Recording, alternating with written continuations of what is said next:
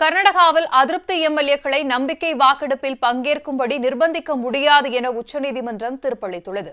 இந்த நிலையில் நம்பிக்கை வாக்கெடுப்பில் பங்கேற்க மாட்டோம் என்று அதிருப்தி எம்எல்ஏக்கள் திட்டவட்டமாக கூறியுள்ளதால் நாளை நடைபெறும் நம்பிக்கை வாக்கெடுப்பில் குமாரசாமி அரசு வெற்றி பெறுவது கேள்விக்குறியாகியுள்ளது. கர்நாடகாவில் அதிருப்தி எம்எல்ஏக்கள் ராஜினாமா கடிதம் மீது சபாநாயகர் உடனடியாக நடவடிக்கை எடுக்க உத்தரவிடக் கோரி தொடர்ந்த மனுக்கள் உச்சநீதிமன்ற தலைமை நீதிபதி ரஞ்சன் கோகாய் அமர்வு முன் நேற்று விசாரணைக்கு வந்தது. அதிருப்தி எம்எல்ஏக்கள் சபாநாயகர் மற்றும் முதலமைச்சர் தரப்பு வாதங்கள் நிறைவடைந்த நிலையில் நீதிபதிகள் தீர்ப்பை இன்று காலை 10:30 மணிக்கு அறிவித்தனர். அப்போது எம்எல்ஏக்களின் ராஜினாமா கடிதம் மீது உடனடியாக நடவடிக்கை எடுக்கும்படி சபாநாயகருக்கு உத்தரவிட முடியாது என்றும் சபாநாயகர் சுதந்திரமாக முடிவெடுக்க அனுமதிக்க வேண்டும் என்றும் நீதிபதிகள் தீர்ப்பளித்தனர். எம்எல்ஏக்கள் கடிதம் மீது விரைந்து நடவடிக்கை எடுக்கலாம் என்று சபாநாயகருக்கு பரிந்துரை வழங்கிய நீதிபதிகள் அதே சமயம் காலக்கெடு ஏதும் விதிக்க மறுத்துவிட்டனர். மேலும் சட்டப்பேரவையில் நாளை நடைபெறும் நம்பிக்கை வாக்கெடுப்பில் அதிருப்தி எம்எல்ஏக்கள் பங்கேற்க வேண்டும் என நிர்பந்திக்க முடியாது என்றும் எம்எல்ஏக்கள் விரும்பினால் வாக்கெடுப்பில் பங்கேற்கலாம் என்றும் நீதிபதிகள் அறிவித்தனர். அரசியலமைப்பு சட்டத்தின் சமநிலையை உறுதிப்படுத்த வேண்டியது அவசியம் என தீர்ப்பில் குறிப்பிட்ட நீதிபதிகள் இந்த வழக்கில் தொடர்புடைய மற்ற விவரங்கள் மீது பின்னர் முடிவெடுக்கப்படும் என்றும் தெரிவித்தனர். That they may attend the house or they may not attend the house. So there can be no disqualification or no whip to force them to attend. Sir, if the Speaker taken this decision today, then what will happen and what about the whip? Even if the Speaker decides on the resignation today, the legal position will still remain that these 15 MLAs have a choice to go to the house or not. எம்எல்ஏக்கள் வழக்கில் உச்சநீதிமன்ற தீர்ப்பு ஜனநாயகத்தை வலுப்படுத்துவதாக உள்ளது என்று காங்கிரஸ் மூத்த தலைவரும் அமைச்சருமான டி.கே. சிவகுமார் தெரிவித்தார். மேலும் எம்எல்ஏக்கள் அனைவரும் நாளை சட்டப்பேரவைக்கு வரும்படி கொறடா உத்தரவு பிறப்பிக்கப்படும் என்றும் திட்டவட்டமாக கூறினார். உச்சநீதிமன்ற தீர்ப்பிற்கு உட்பட்டு நடவடிக்கை எடுக்கப்படும் என்று சபாநாயகர் ரமேஷ்குமாரும் உறுதியளித்துள்ளார். ಹೆಚ್ಚಿನ ಹೊರೆಯನ್ನು ನೀವು ಮಾಡಿ ಅಂತ ಹೇಳಿದಾಗ ಅದು ಈ ದೇಶದ ಪರಮೋಚ್ಚ ನ್ಯಾಯಾಲಯ ನನ್ನ ಮೇಲೆ ಅಡಿಷನಲ್ ರೆಸ್ಪಾನ್ಸಿಬಿಲಿಟಿ ಇರುತ್ತೆ. ಯಾವುದೇ ಕಾರಣದಿಂದಲೂ ಕೂಡ ಅವರ ಆಶಯಗಳಿಗೂ ಭಂಗ ಬರದಂತೆ ಸಂವಿಧಾನದ ಆಶಯಗಳಿಗೆ ಲೋಪ ಆಗದಂತೆ ಜವಾಬ್ದಾರಿಯಿಂದ ನಡ್ಕೊಳ್ತಾರೆ. அதிருப்தி எம்எல்ஏக்கள் வழக்கில் உச்சநீதிமன்ற தீர்ப்பை வரவேற்பதாக கர்நாடக மாநில பாஜக தலைவர் எடியூரப்பா தெரிவித்தார். Supreme Court has given very good verdict. All 15 MLAs, those who are resigned, they can't issue any whip and there is no condition to attend the Vidhan Sabha. That means Kumaraswamy lost his mandate. Tomorrow is going to move confidence motion. When there is no majority, automatically he must resign tomorrow. இதேபோன்ற தீர்ப்பை வரவேற்றுள்ள அதிருப்தி எம்எல்ஏக்கள் நாளை நடைபெறும் நம்பிக்கை வாக்கெடுப்பில் பங்கேற்க மாட்டோம் என்று அறிவித்துள்ளனர். Happy with the decision of the Honorable Supreme Court. We honor it and we all together and whatever we have taken decision at any cost, no question of going back. We stand by our decision, no question of going to assembly. 225 உறுப்பினர்களை கொண்ட கர்நாடக சட்டப்பேரவையில் அதிருப்தி எம்எல்ஏக்கள் பங்கேற்காத பட்சத்தில் பெரும்பான்மையை நிரூபிக்க 105 உறுப்பினர்களின் ஆதரவு தேவைப்படும். இந்நிலையில் அதிருப்தி எம்எல்ஏக்கள் ஆதரவு இல்லாவிட்டால் குமாரசாமி அரசுக்கு 101 எம்எல்ஏக்களின் ஆதரவு மட்டுமே இருக்கும். அதேவேளையில் சுயேட்சை எம்எல்ஏக்கள் 2 ஆதரவுடன் பாஜக 107 எம்எல்ஏக்களுடன் பெரும்பான்மை பலத்துடன் இருக்கும். இதன் காரணமாக குமாரசாமி தலைமையிலான கூட்டணி அரசு கவிழும் ஆபத்து ஏற்பட்டுள்ளது.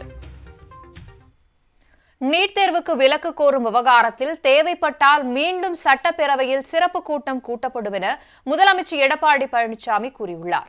நீட் தேர்வு மசோதாக்கள் திருப்பி அனுப்பப்பட்டது பற்றி மத்திய அரசிடம் விளக்கம் கேட்கப்படும் என அமைச்சர் சி.வி. சண்முகம் குறிப்பிட்டுள்ளார். நீட் தேர்வில் விலக்கு கோரி தமிழக அரசு நிறைவேற்றிய 2 மசோதாக்களை கடந்த 2017ஆம் ஆண்டு செப்டம்பர் 22ஆம் தேதியே திருப்பி அனுப்பிவிட்டதாக மத்திய உள்துறை அமைச்சகம் நேற்று உயர்நீதிமன்றத்தில் அறிக்கை தாக்கல் செய்தது. மசோதாக்களை மத்திய அரசு நிராகரிக்கவில்லை என்றும் நிறுத்தி மட்டுமே வைத்திருப்பதாகவும் அமைச்சர் சி. வி. சண்முகம் கூறியிருந்த நிலையில் உள்துறை அமைச்சகத்தின் இந்த அறிக்கை அதிர்ச்சியை ஏற்படுத்தியுள்ளது. இது தொடர்பாக எதிர்க்கட்சித் தலைவர் மு.க.ஸ்டாலின் சட்டப்பேரவையில் இன்று சிறப்பு கவன ஈர்ப்பு தீர்மானம் கொண்டு வந்தார். அப்போது 2017ஆம் ஆண்டே மசோதாக்கள் நிராகரிக்கப்பட்டும் அதன் பிறகு தமிழக அரசு எந்த அழுத்தமும் கொடுக்கவில்லை என்றும் குற்றம் சாட்டியவர் அந்த 2 மசோதாக்களையும் நடப்பு கூட்டத் தொடரிலேயே நிறைவேற்றி மீண்டும் அனுப்ப தயாரா என கேள்வி எழுப்பினார். கேட்க வரும்போது புதிதாக இதே அவைகளை மீண்டும் இன்னொரு முறை புதிதாக 2 மசோதாக்களை இது சம்பந்தமாக நிறைவேற்றி குடியரசுத் தலைவருக்கு அதை அனுப்பி வைப்பீர்களா என்பதை நான் அரசிடம் கேட்டு அமைகிறேன். இதற்கு பதிலளித்து பேசிய சட்டத்துறை அமைச்சர் சி. வி. சண்முகம், மசோதா தொடர்பாக மத்திய அரசு அனுப்பிய கடிதத்தில் நிராகரிக்கப்பட்டுள்ளது என எந்த தகவலும் இடம்பெறவில்லை என்று மீண்டும் தெரிவித்தார். அதே சமயம் இது தொடர்பாக வழக்கு தொடர்ந்து காரணத்தை கேட்க இருப்பதாகவும் சி. வி. சண்முகம் தெரிவித்தார். இன்னிவரை அரசாங்கத்திற்கு எந்தவித தகவலும் வரவில்லை. 22/9/2017 வந்த தகவலை தவிர இதுவரை எந்த தகவலும் தமிழக அரசுக்கு எந்த தகவலும் வரப்பெறவில்லை. நாங்கள் 12 கடிதம் நினைவூட்டு கடிதம் எழுதிவிட்டோம். எந்த கடிதமும் இதுவரை எங்களுக்கு வரவில்லை. வந்தால் அந்த காரணங்கள் சொன்னால் அதை நிவர்த்தி செய்து உடனடியாக இந்த மசோதாவை கண்டிப்பாக இந்த அரசு நிறைவேற்றும். மீண்டும் இந்த மசோதாவை நாங்கள் நிறைவேற்றுவதற்காக எங்களுக்கு காரணங்களை தெரிவிக்க வேண்டும் என்று சொல்லி கேட்போம். கடைசியாக ஒரு கடிதம் நினைவூட்டு கடிதங்கள் அனுப்புவோம். இல்லை என்றால் வழக்கை தொடுவதற்கு மாண்புமிகு அம்மாவுடைய அரசு தயாராது என்பதை மாண்புமிகு உறுப்பினருக்கு தெரிவித்துக் கொள்கிறேன். இந்த விவாதத்தில் பேசிய முதலமைச்சர் எடப்பாடி பழனிசாமி, டெல்லி சென்று பிரதமரை சந்திக்கும் போதெல்லாம் நீட் விலக்கு தொடர்பான அழுத்தம் கொடுத்ததாக குறிப்பிட்டார். தமிழக அரசு அனுப்பிய நினைவூட்டல் கடிதங்களுக்கு மத்திய அரசு எந்த பதிலும் அளிக்கவில்லை என்று கூறிய முதலமைச்சர், நீட் விலக்கு கோரும் விவகாரத்தில் தேவைப்பட்டால் மீண்டும் சிறப்பு சட்டப்பேரவை கூட்டத்தை கூட்ட தயாராக இருப்பதாக தெரிவித்தார். பலமுறை கடிதம் எழுதப்பட்டு விட்டது. அந்த கடிதத்திற்கு இதுவரை மத்திய அரசிடம் எந்த பதிலும் வரவில்லை. நீதிமன்றத்திலே அவர்கள் நேற்றைய தினம் தெரிவித்திருக்கின்றார்கள். அந்த அடிப்படையிலே மாண்புமிகு சட்டத்துறை அமைச்சர் தெரிவித்திருக்கின்றார்கள். இப்பொழுது மீண்டும் ஒரு நினைவூட்ட கடிதம் அனுப்பப்பட்டு அதற்கு வரவில்லை என்றால் சிறப்பு கூட்டம் கூட ஒன்று அமைக்கலாம். ஒன்றும் தவறு கிடையாது. நீட் தேர்வில் விலக்கு கோருவது பற்றி மத்திய அரசுக்கு தொடர்ந்து அழுத்தம் கொடுப்போம் என்றும் முதலமைச்சர் எடப்பாடி பழனிசாமி உறுதியளித்தார். நீட் தேர்வு மசோதாவை மத்திய அரசு நிராகரித்துள்ள நிலையில் அடுத்த கட்ட நடவடிக்கை என்ன என்பது பற்றி மூத்த வழக்கறிஞர்கள் தெரிவிப்பதை பார்க்கலாம். சட்ட முன்வடிவத்தை மத்திய பிரசிடென்ட் வித்ஹெல்ட் பண்ணுனாக்கா he has not given assent அப்படி வச்சுப்போம். நம்ம அசன்ட் கொடுக்காம 2017 அப்போவே திருப்பி அனுப்பிச்சிட்டாரு. அப்போது இதில் என்ன செய்ய முடியும் அப்படிங்கிறது ரெண்டாவது கேள்வி. அதே சட்டத்தையே மறுபடியும் திருப்பி அனுப்பலாமான்னா முடியாது. வேலூர் மக்களவை தொகுதியில் திமுக வேட்பாளர் கதிரானந்த் வேட்புமனு தாக்கல் செய்துள்ளார். வேட்புமனு தாக்கல் நாளையுடன் நிறைவடைய உள்ள நிலையில் வேலூரில் உள்ள தேர்தல் நடத்தும் அதிகாரி சண்முக சுந்தரத்தின் அலுவலகத்திற்கு கதிரானந்த் தனது ஆதரவாளர்களுடன் சென்றார். வேட்புமனுவில் கையெழுத்திட்டு அதிகாரி சண்முக சுந்தரத்திடம் வழங்கினார்.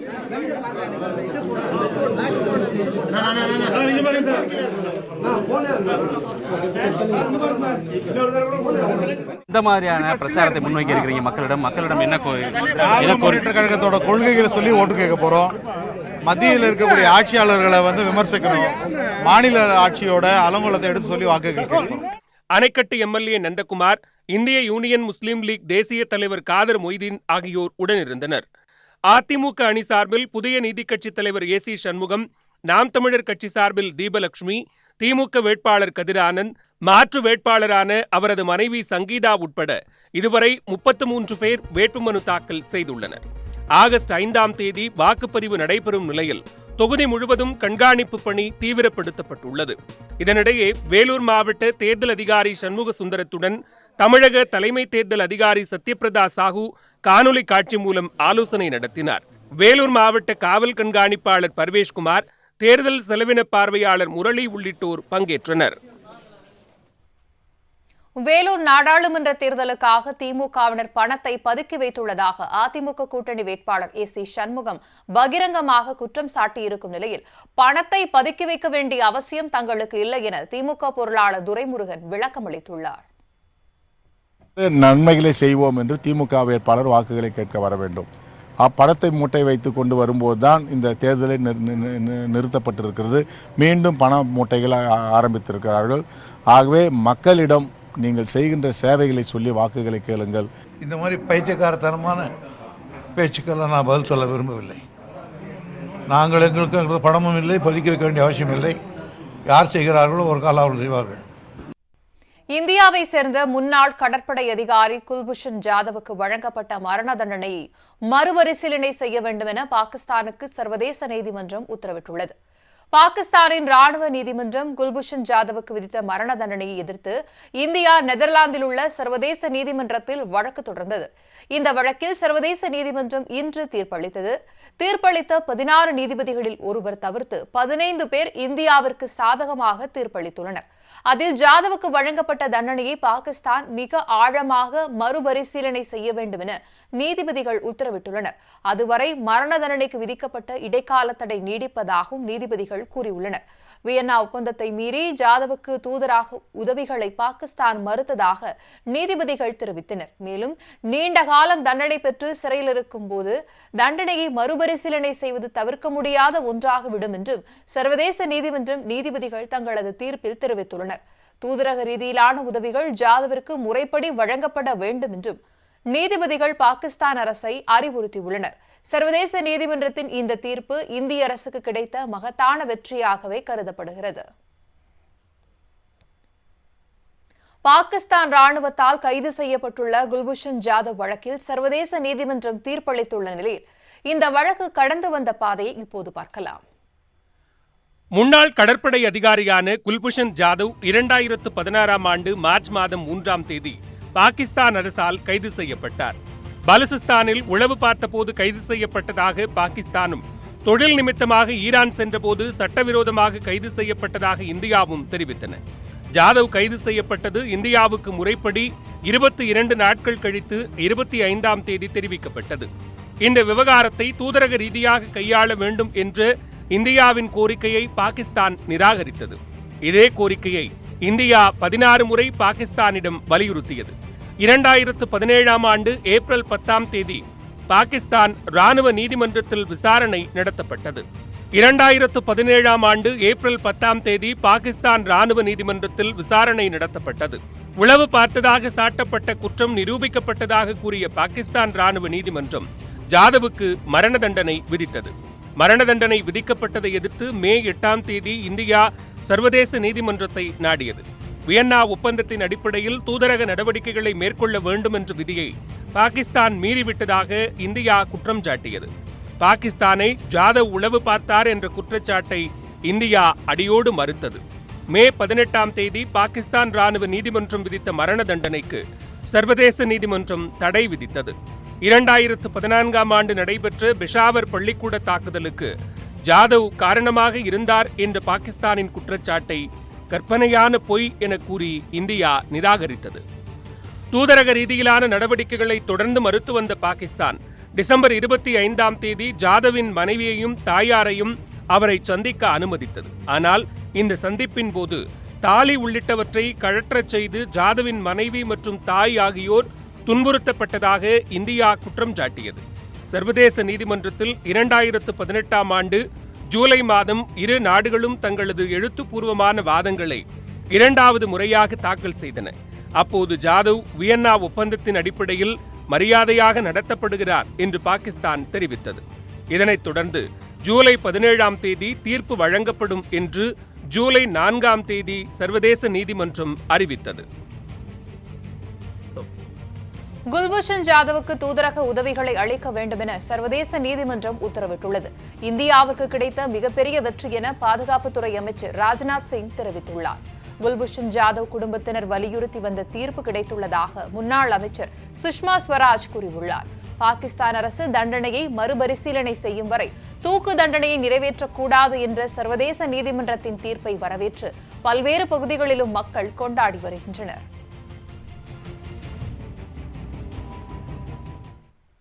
சென்னை அம்பத்தூரில் மகளுடன் லிவிங் டுகெதர் வாழ்க்கை வாழ மறுத்தவரை சாலையில் ஓட பெண்ணின் தந்தை வெட்டிய சம்பவம் அதிர்ச்சியை ஏற்படுத்தியுள்ளது.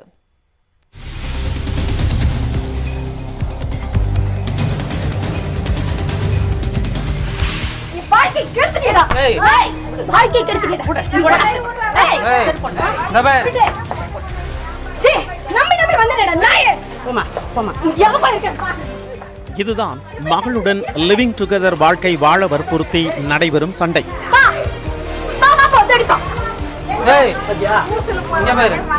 சென்னை அம்பத்தூரை அடுத்த அயப்பாக்கம் தமிழ்நாடு ஹவுசிங் போர்டு குடியிருப்பில் வசித்து வருபவர் லாரன்ஸ். இவர் அம்பத்தூர் கனரா வங்கி ரயில் நிலைய சாலையில் செல்போன் கடை நடத்தி வருகிறார். அவருக்கு அம்பத்தூரைச் சேர்ந்த சண்முகப்பிரியா என்ற பெண்ணுடன் 3 ஆண்டுகளுக்கு முன்பு முகநூல் மூலம் நட்பு ஏற்பட்டுள்ளது. முகநூல் நட்பு சண்முகப்பிரியாவுக்கு காதலாக மாறியது. இதை ஏற்க மறுத்த லாரன்ஸ் சண்முகப்பிரியா வீட்டிற்கே நேரடியாக சென்று இருவருக்கும் ஒத்துவராது என கூறியுள்ளார். தொடர்ந்து காதலிப்பதாக வற்புறுத்திய நிலையில் லாரன்ஸுடன் சேர்த்து வைக்க கோரி தந்தை சக்திவேலிடம் முறையிட்டுள்ளார் சண்முகப்பிரியா. மகளின் வற்புறுத்தலால் லாரன்ஸுடன் அவரை சேர்த்து வைக்க சக்திவேல் முயற்சித்துள்ளார். அதை ஏற்க லாரன்ஸ் மறுத்ததால் காவல் நிலையம் வரை பிரச்சனை சென்றது. போலீசாரின் சமரசத்தை அடுத்து திருமணம் செய்ய சம்மதித்துள்ளார் லாரன்ஸ். இருவரும் திருமணத்திற்கு முன்பே லிவிங் டுகெதர் அடிப்படையில் சேர்ந்து வாழ வேண்டுமென சண்முகப்பிரியாவை அவரது குடும்பத்தினர் அனுப்பி வைத்துள்ளனர். தனியாக வீடு எடுத்து 2 ஆண்டுகளாக இருவரும் வாழ்ந்து வந்தனர். ஆனால் சண்முகப்பிரியாவுடன் தாம்பத்திய உறவில் ஈடுபட லாரன்ஸ் மறுத்து வந்துள்ளார். இதனால் இருவருக்கும் இடையில் பிரச்சனை ஏற்பட்டுள்ளது. மகளுடன் சேர்ந்து வாழ கோரி சண்முகப்பிரியாவின் தந்தையும் லாரன்ஸுடன் அடிக்கடி சண்டை போட்டுள்ளார்.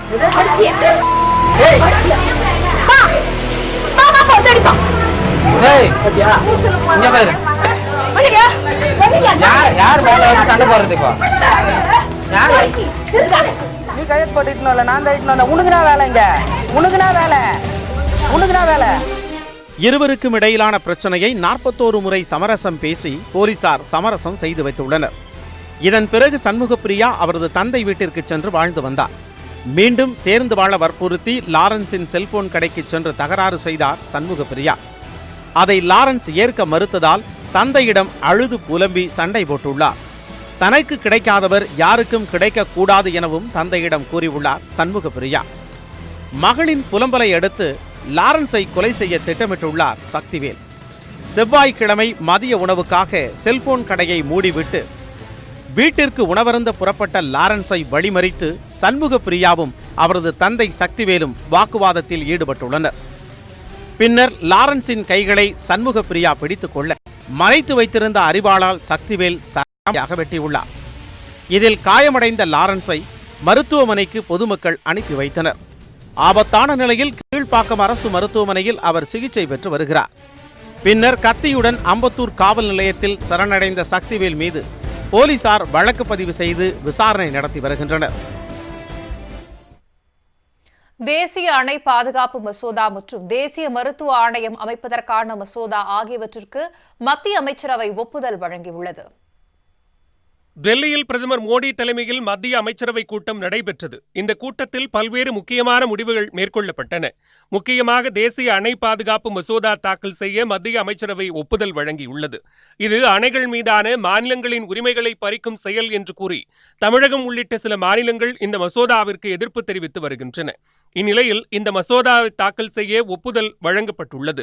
இந்த மசோதாவால் அணைகள் பாதுகாப்பது தொடர்பாக நாடு முழுவதும் ஒரே மாதிரியான விதிகளை வகுக்க முடியும் என்றும், அணைகளில் மேற்கொள்ளப்படும் முறையான ஆய்வு, அவசர காலங்களில் மேற்கொள்ளப்பட வேண்டிய நடவடிக்கைகள், ஒருங்கிணைந்த பாதுகாப்பு விதிகள் வகுத்தல், அணைகள் சீரமைப்பு மற்றும் பராமரிப்புக்கு நிதி ஒதுக்குதல் போன்றவை எளிமையாக்கப்படும் என்று மத்திய அரசு தெரிவித்துள்ளது.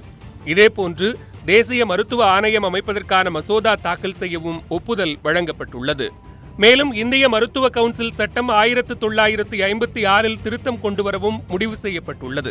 இந்த சட்ட திருத்தத்தின்படி MBBS படிப்பின் இறுதித் தேர்வு மருத்துவ மேல் படிப்பிற்கான நுழைவுத் தேர்வாக கருதப்படும் என்றும், நீட் தேர்வு போன்ற தேசிய அளவிலான நுழைவுத் தேர்வுகளுக்கு ஒரே மாதிரியான கலந்தாய்வு நடத்த இந்த மசோதா வழிவகுக்கும் என்றும் மத்திய அரசு கூறியுள்ளது.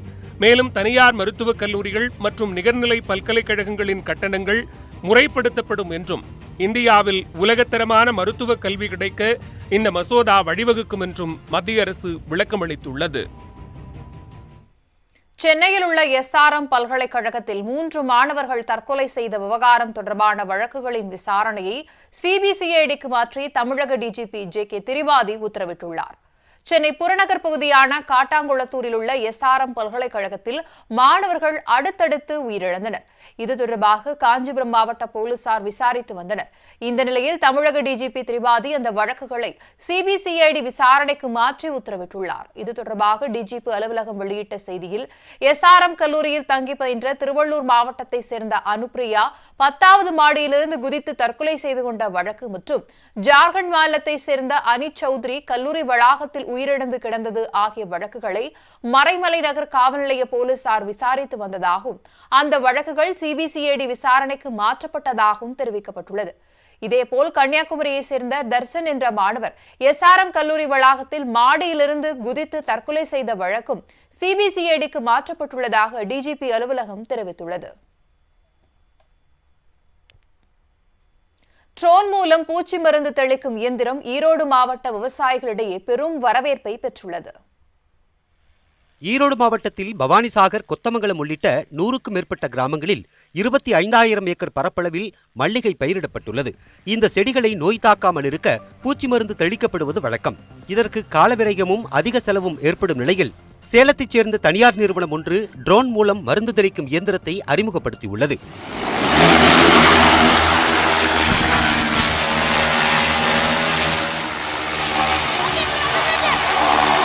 சீனாவிலிருந்து இறக்குமதி செய்யப்படும் இந்த இயந்திரத்தின் விலை சுமார் 4,50,000 ரூபாய்.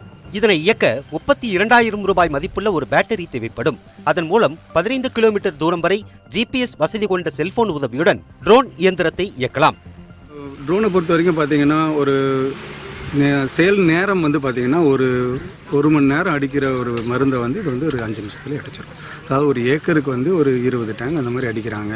ஒரு 2 மணி நேரம் அடிக்கிறாங்கன்னா இது 10 நிமிஷத்தில் அடிச்சு முடிச்சிடும். ஸோ மருந்தோட செலவும் பார்த்தீங்கன்னா இவ்வளோ ஒரு லிட்டர் ஏக்கருக்கு 1 லிட்டர் மருந்து அடிக்கிறாங்க அப்படின்னா இதில் வந்து 200 ml மருந்தே போதும். ஸோ மருந்தோட செலவு ரொம்பவும் குறையும். மண்ணில் வந்து இந்த மாதிரி மருந்து வந்து தேவையில்லாமல் கொட்டி மண்ணை வந்து மருந்தாக்க வேணும். விவசாயிகள் எளிமையாக கையாளும் வகையில் வடிவமைக்கப்பட்டுள்ள இந்த இயந்திரம் மூலம் தென்னை, வாழை, நெல்லி, மாங்காய் உள்ளிட்ட பயிர்களுக்கும் மருந்து தெளிக்கலாம். மேலும் பவர் ஸ்ப்ரேயர் மூலம் ஒரு நாளைக்கு 2 முதல் 3 ஏக்கர் வரை மட்டுமே மருந்து தெளிக்க முடியும். ஆனால் ட்ரோன் இயந்திரத்தை பயன்படுத்தினால் ஒரே நாளில் 40 ஏக்கர் நிலத்தில் மருந்து தெளிக்கலாம்.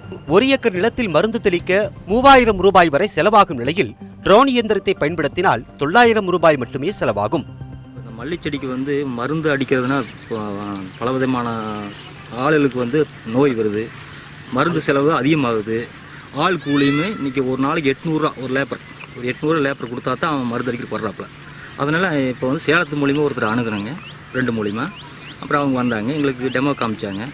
நல்லா அட்டகாசமாக ஒரு ஏக்கருக்கு 3,000 செலவாகுது எங்களுக்கு. இது வந்து எங்களுக்கு ஏக்கராவுக்கு வந்து லேப்பரோடு சேர்த்துனாலும் எங்களுக்கு 900 தான் ஆகுது. கிட்டத்தட்ட ஒரு 2,500 மீதி ஆகுது எங்களுக்கு. அதனால் எங்களுக்கு வந்து இது ரொம்ப யூஸ்ஃபுல்லாக இருக்குது. ட்ரோன் இயந்திரம் மூலம் மருந்து தெளிக்கும் போது குறைவான அளவில் பூச்சி மருந்து பயன்படுத்தப்படுகிறது. இதனால் நிலத்தின் வளமும் பாதுகாக்கப்படுகிறது. மேலும் நேரத்தையும் பணவிரயத்தையும் குறைக்கும் இந்த ட்ரோன் இயந்திரத்தை மானிய விலையில் வழங்க அரசு நடவடிக்கை எடுக்க வேண்டும் என்பதே விவசாயிகளின் கோரிக்கையாக உள்ளது.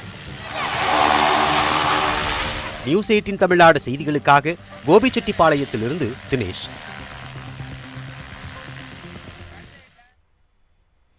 ₹1,00,000 முதலீடு செய்தால் 1 கோடி ரூபாய் வரை லாபம் கிடைக்கும் என்று பலரை ஏமாற்றிய மோசடி மன்னன் கோவையில் கைது செய்யப்பட்டுள்ளார்.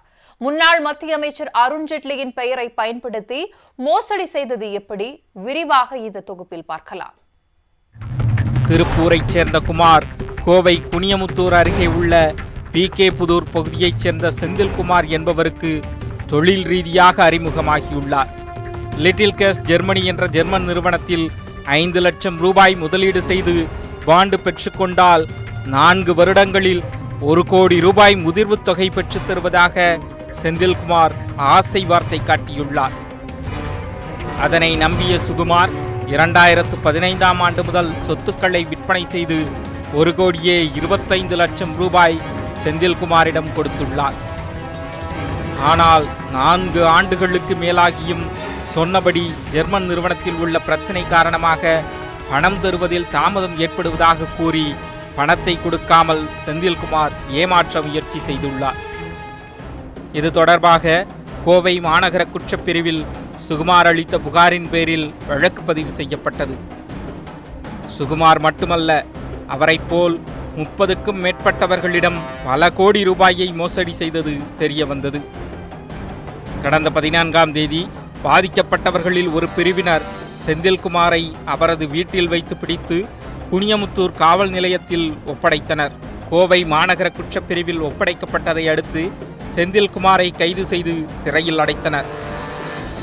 செந்தில்குமார் எஸ்கே குரூப்ஸ் என்ற பெயரில் 1 லட்சம் ரூபாய் கொடுத்தால் 1 கோடி ரூபாய் தருவதாக கூறி பலரிடம் மோசடி செய்துள்ளது உறுதியானது. டீம் லீடர்களாக இருப்பவர்கள் ஒரு ஆளை சேர்த்துவிட்டால் 1 கோடி ரூபாய் தருவதாகவும் செந்தில்குமார் கூறியுள்ளார். பணத்தை முதலீடு செய்தவர்களுக்கு பணம் கொடுப்பதாக கூறி 2017ஆம் ஆண்டில் டெல்லியில் உள்ள தனியார் நட்சத்திர விடுதியில் நிகழ்ச்சி நடத்தியுள்ளார். அதற்காக முதலீட்டாளர்களுக்கு அழைப்பிதழும் அனுப்பியுள்ளார். அதேபோல முதலீட்டாளர்களை குடும்பத்தோடு டெல்லிக்கு அழைத்துச் சென்று தனியார் ஹோட்டல்களில் மாதக்கணக்கில் தங்க வைத்துள்ளார். முதலீட்டாளர் சந்திப்பு நிகழ்ச்சிகளை டெல்லி, மும்பை, கொச்சி உள்ளிட்ட பல்வேறு பகுதிகளுக்கு அழைத்துச் சென்று கூட்டத்தை நடத்தியுள்ளார்.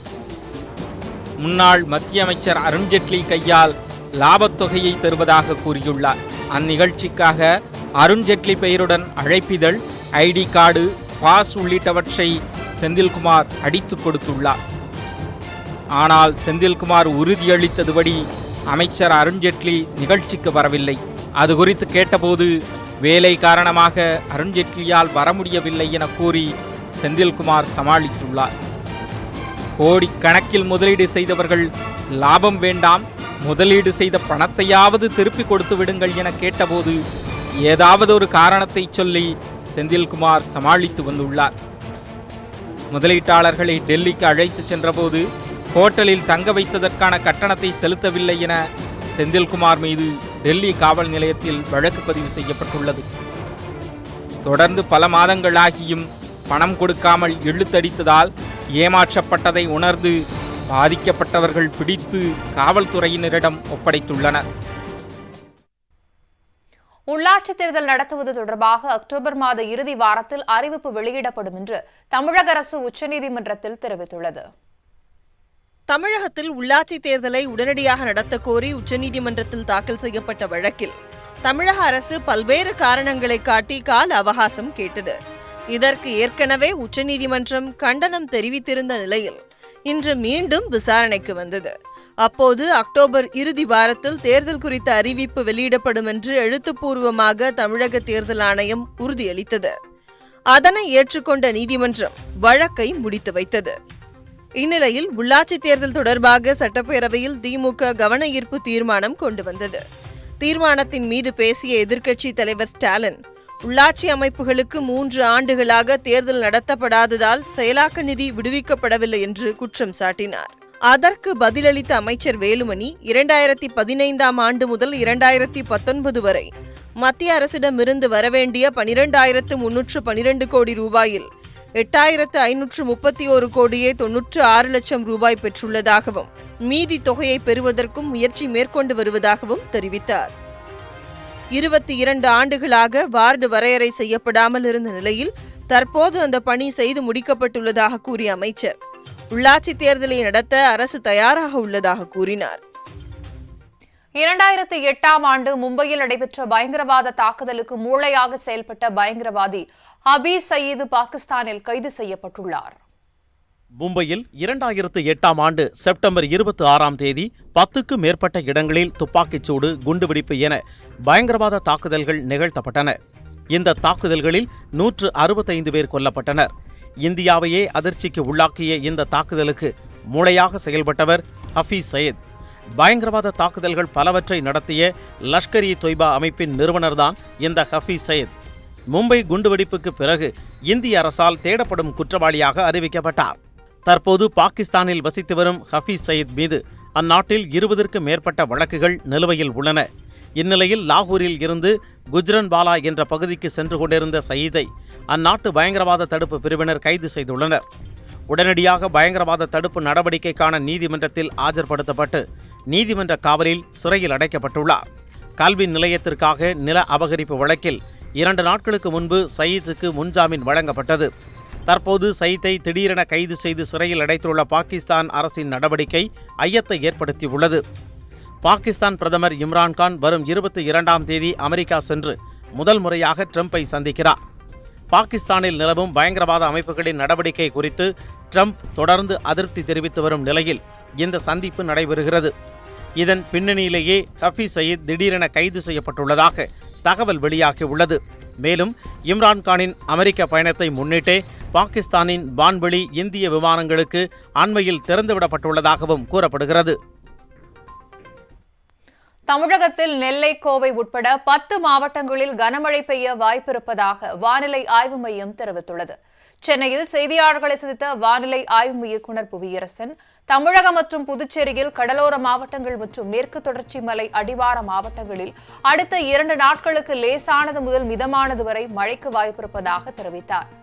திருவள்ளூர், காஞ்சிபுரம், திருவண்ணாமலை, வேலூர், விழுப்புரம், நீலகிரி மாவட்டங்களில் கனமழை பெய்ய வாய்ப்புள்ளது என்றும், கோவை, தேனி, கன்னியாகுமரி, நெல்லை மாவட்டங்களில் ஓரிரு இடங்களில் கனமழைக்கு வாய்ப்பிருப்பதாகவும் வானிலை ஆய்வு மையம் தெரிவித்துள்ளது.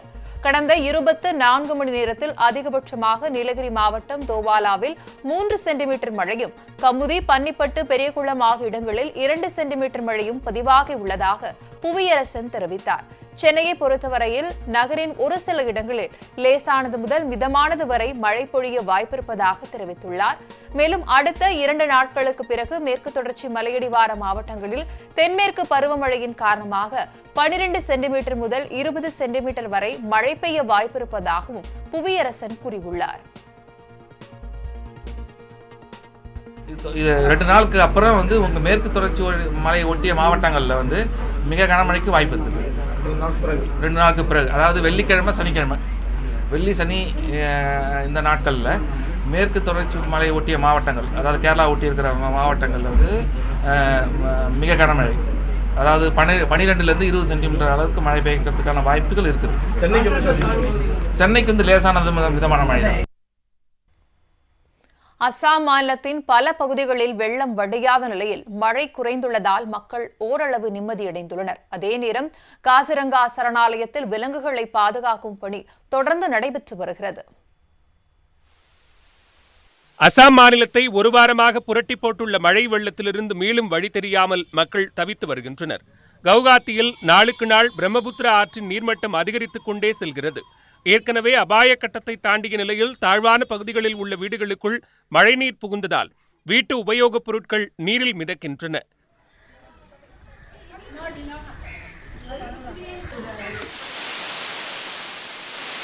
உலகிலேயே ஒற்றை கொம்பு காண்டாமிருகம் அதிகம் உள்ள காசிரங்கா சரணாலயத்தில் 90 விழுக்காடு பகுதிகள் வெள்ளத்தில் மிதக்கின்றன. இதனால் யானை, காட்டெருமை உள்ளிட்ட விலங்குகள் மேடான இடங்களில் தஞ்சமடைந்துள்ளன. இந்நிலையில் நீரில் தத்தளித்த காண்டாமிருக குட்டி ஒன்றை படகில் சென்று வனத்துறையினர் மீட்டனர்.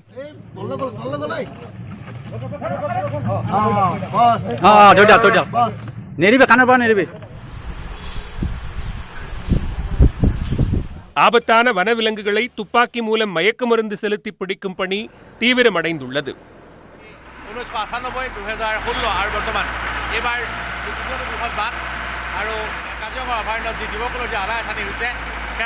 அசாமின் சிவசாகர் மாவட்டத்தில் வெள்ளத்தால் உணவு கிடைக்காத நிலையில் 2 சிறுத்தைகள் ஒன்றோடு ஒன்று சண்டையிட்டு உயிரிழந்தன. இதனிடையே 5 காண்டாமிருகம், 27 மான்கள் உட்பட 36 விலங்குகள் வெள்ளத்தால் இறந்துள்ளன. கோலபாரா மாவட்டத்தில் பெரும்பாலான வீடுகள் தண்ணீரில் மிதப்பதால் மக்கள் படகை பயன்படுத்தியே மற்ற இடங்களுக்கு சென்று வருகின்றனர். சிலர் ஆடு, மிதிவண்டிகளுடன் ஊரையே காலி செய்தும் செல்கின்றனர். அசாம் முழுவதும் இதுவரை 17 பேர் மழை வெள்ளத்தால் உயிரிழந்தனர். 1 லட்சத்திற்கும் மேற்பட்டோர் முகாம்களில் தங்க வைக்கப்பட்டுள்ள நிலையில் சுமார் 4200 கிராமங்கள் வெள்ளத்தில் மிதக்கின்றன.